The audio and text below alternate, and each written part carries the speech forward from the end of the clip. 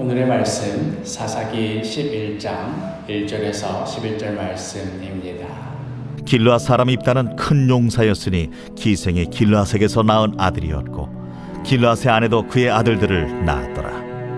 그 아내의 아들들이 자라매 입다를 쫓아내며 그에게 이르되 너는 다른 여인의 자식이니 우리 아버지의 집에서 기업을 잊지 못하리라. 이에 입다가 그의 형제들을 피하여 돕 땅에 거주하매 잡류가 그에게로 모여와서 그와 함께 출입하였더라. 얼마 후에 암몬 자손이 이스라엘을 치려 하니라. 암몬 자손이 이스라엘을 치려 할 때에 길르앗 장로들이 입다를 데려오려고 돕 땅에 가서 입다에게 이르되 우리가 암몬 자손과 싸우려 하니 당신은 와서 우리의 장관이 되라. 너희가 전에 나를 미워하여 내 아버지 집에서 쫓아내지 아니하였느냐? 이제 너희가 환난을 당하였다고 어찌하여 내게 왔느냐?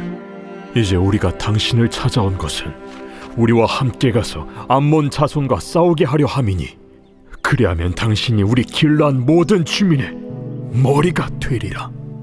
너희가 나를 데리고 고향으로 돌아가서 암몬 자손과 싸우게 할 때 만일 여호와께서 그들을 내게 넘겨주시면 내가 과연 너희의 머리가 되겠느냐? 여호와는 우리 사이의 증인이시니 당신의 말대로 우리가 그렇게 행하리이다. 이에 입다가 길르앗 장로들과 함께 가니 백성이 그를 자기들의 머리와 장관을 삼은지라. 입다가 미스바에서 자기의 말을 다 여호와 앞에 아뢰니라. 다시 이스라엘에게 닥친 이 절체절명의 위기 앞에 하나님께서 주목하고 계시는 한 사람이 있었습니다. 사사기 11장 1절에 길르앗 사람 입다는 큰 용사였으니 기생이 길르앗에게서 낳은 아들이었고, 입다의 어머니는 첩도 아니고 비천한 기생, 창녀였습니다. 자신이 뭘 어찌한 것도 아닌데 입다는 태어날 때부터 손가락질을 받으며 자란 그런 아이였습니다. 온갖 굴욕과 서름도 당했습니다. 2절에 길르앗의 아내도 그의 아들들을 낳았더라. 그 아내의 아들들이 자라매 입다를 쫓아내며 그에게 이르되 너는 다른 여인의 자식이니 우리 아버지의 집에서 기업을 잊지 못하리라 한지라. 입다의 배다른 형제들이 염두에 두고 있는 것은 다름 아닌 아버지의 유산이었습니다. 창녀의 자식에게 이 유산을 조금이라도 떼어주고 싶지 않았던 것이지요. 입다가 이렇게 내몰리는 데에는 길르앗 장로들의 협조가 있었거나 최소한 암묵적으로 어떠한 승인 정도는 있었을 것입니다.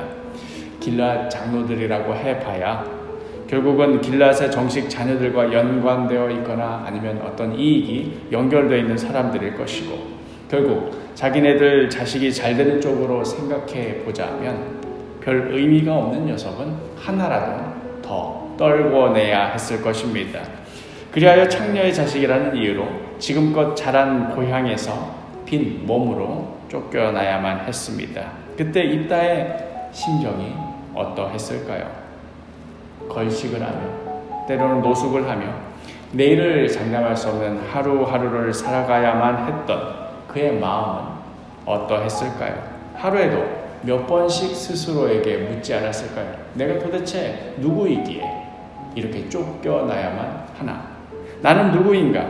나는 이스라엘 백성이라고 할 수 있는가? 나는 하나님의 백성이라고 할 수나 있을까? 그렇게 시간이 흘렀습니다. 입다는 고향에서 떨어진 돕이라 불리는 성읍에서 새로운 삶을 살기 시작했습니다. 당연히 밑바닥에서부터 시작했겠지요.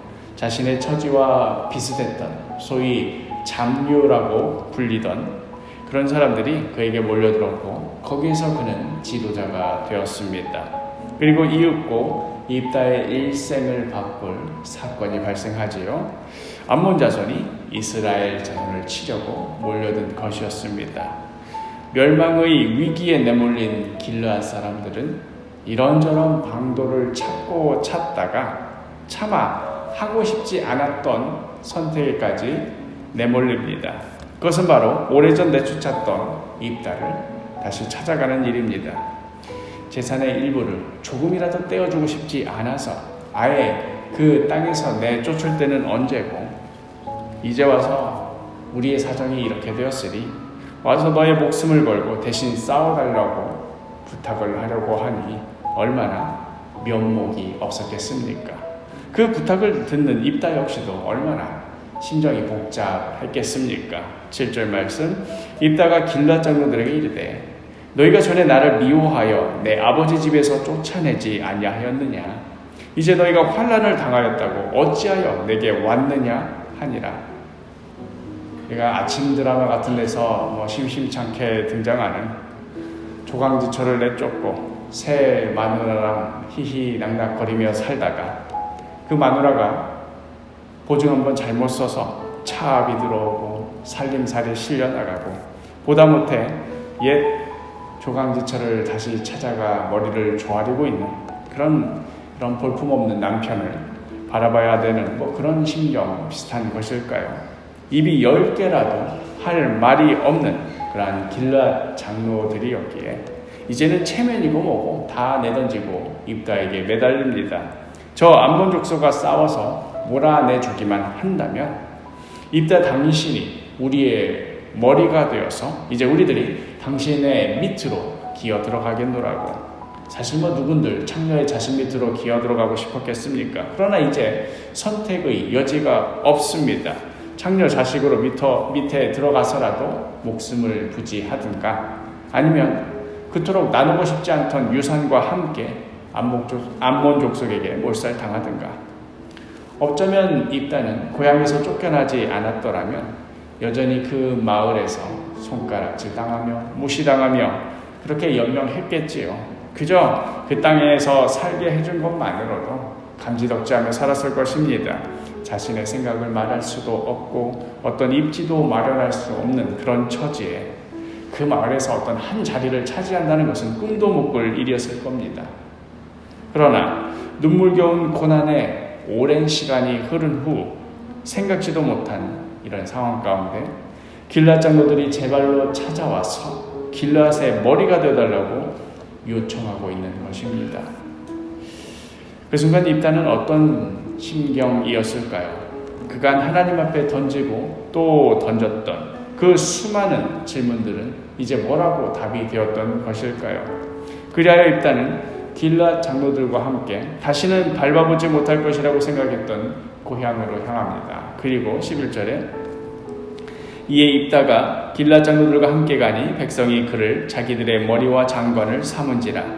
입다가 미스바에서 자기의 말을 다 여호와 앞에 아뢰니라. 입다는 수많은 백성들이 지켜보는 가운데 여기까지 인도하여 주신 하나님께 그간의 심경을 다 토로하였을 것입니다. 그 광경을 지켜보는 수많은 백성들은 그간의 입다에 대해서 생각하기에 그저 창녀의 자식인 줄로만 알았을 것입니다. 이제 우리와는 아무런 유산도 나눌 일도 없는 아무런 상관없는 자라 여겼을 것입니다. 그래서 그가 이 땅에서 쫓겨나서 다른 곳에서 살든지 길에서 죽든지 상관도 하지 않았고 이자가 그리하여 하나님을 믿든 안 믿든 별 신경도 쓰이지 않았을 것입니다. 그러나 그랬던 입다인 줄 알았는데 그는 그 누구보다도 하나님께 매달려 있었고 그 누구보다도 하나님께 할 말이 많았던 사람이었고 그 누구보다도 하나님께 감사하고 있었던 것입니다. 그러나 여기가 끝이 아니었습니다. 이제부터가 중요했습니다. 과연 모두의 버림을 받았던 입다가 하나님께 쓰임을 받을 것인가? 저 무시무시한 암몬으로부터 이스라엘을 구원하게 될 것인가? 우리가 지금까지 살펴보았던 사사들 가운데 자기 자신이 떳떳하고 당당하고 능력이 출중했던 자들이 몇이나 되었습니까? 에웃은 오른손이 불구여서 왼손밖에 쓸 수 없었던 자였고 드보라는 여인이었으며 기드온은 겁쟁이였습니다. 그리고 오늘의 이 주인공 입다는 창녀의 자식이었습니다. 하나님께서 이스라엘을 구원하시는 데 있어서 이들의 어떠함이 문제가 된 적이 있었습니까? 중요한 것은 사람의 어떠함이 아니라 이들을 부르시는 하나님의 어떠하심에 있습니다. 하나님께서 한 사람을 부르시되 특별히 더 연약하고 부족하고 모자란 사람들을 부르시는 이유는 이를 통해 하나님의 어떠하심을 더 나타내시기 위함입니다. 사랑하는 사도교회 식구 여러분, 그러니 나 자신의 어떠함에 너무나 침잠해 계시지 마십시오. 나의 어떠함이 중요한 것이 아니라 비록 이러한 나 자신이라 하더라도 이러한 나를 부르시는 하나님의 어떠하심에 주목하십시오.